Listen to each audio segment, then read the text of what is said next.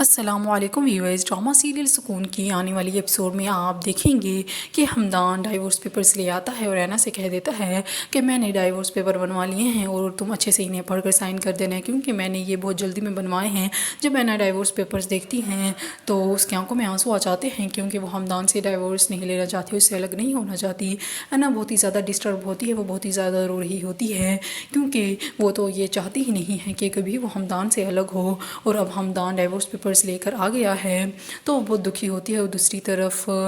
شانزے بھی ہاسپٹل میں ہوتی ہے اور اپنے امی ابو سے کہہ دیتی ہے کہ حمدان میرا مجرم ہے تو اسے سزا بھی میں خود ہی دوں گی۔ اور جب وہ ہاسپٹل سے گھر آ جاتی ہے تو حمدان اس کے لیے پھول لے کر آتا ہے، اسے ملنے کے لیے آتا ہے اور اسے بات کرنے کے لیے آتا ہے، اور اسے کہتا ہے کہ شانزے میں نے کبھی سوچا بھی نہیں تھا کہ نئے رشتے بننے سے پرانے خون کے رشتے اتنے دور ہو جاتے ہیں اور ختم ہو جاتے ہیں، میں نے کبھی ایسا سوچا نہیں تھا۔ شانزے اس کی بات سن رہی ہوتی ہے کیونکہ وہ بہت ہی زیادہ ڈسٹرب ہوتی ہے، کیونکہ حمدان سے بہت محبت کرتے ہیں، لیکن حمدان کے دل میں اس کے لیے ایسا کوئی بھی جذبہ موجود نہیں ہوتا۔ پھر وہیں پر شانزے کی امی آ جاتی ہیں اور حمدان سے کہنے لگتی ہیں کہ جب تمہیں میرے بیٹے کی چھوڑی ہوئی لڑکی سے ہی شادی کرنی تھی تو ہمیں پہلے بتا دیا ہوتا۔ حمدان جب یہ سنتا ہے بہت غصے میں آ جاتا ہے اور کہتا ہے کہ وہ میری بیوی ہے اور آپ کی ضرورت کیسے ہوئی میری بیوی کے متعلق ایسے الفاظ کا استعمال کرنے کی، اور پھر